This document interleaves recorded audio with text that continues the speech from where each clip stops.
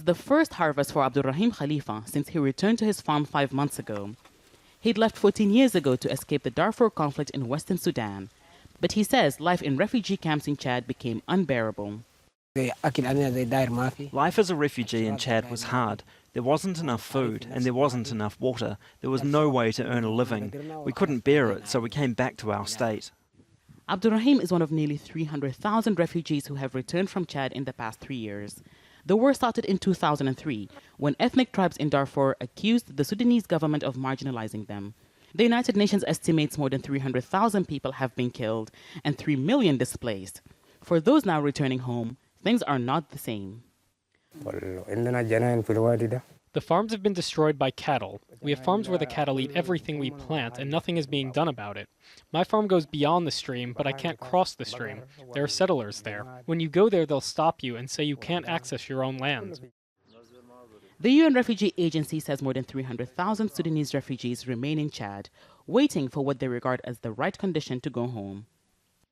Challenges in the aid sector in Chad are driving more refugee families to return to Darfur. Many are now back in the villages they fled when the war started. But after living as refugees for more than a decade, settling back into their old lives is not easy. The governments of Sudan and Chad and the UN Refugee Agency came to an agreement on repatriation. But aid agencies say there are many issues that need to be addressed.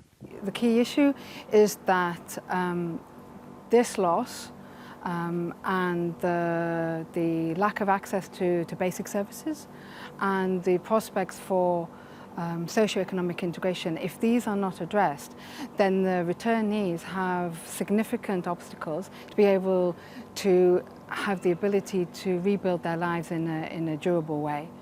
Local authorities say they are working to address those obstacles and provide land for those who lost what they once had. We have an ambitious plan to provide services to those who have returned to their villages. We have located 3,000 plots of land for the returnees and will build a centre to provide them with health services, educational services, economic support for them to restart their lives. Abdulrahim says he won't go back to Chad and will continue to work on his farm. Ibrahim can only access part of his farm and wants the government to either find him a new plot or find a way to get all of his old one back. Hiba, Al Jazeera, Geneina, West Darfur.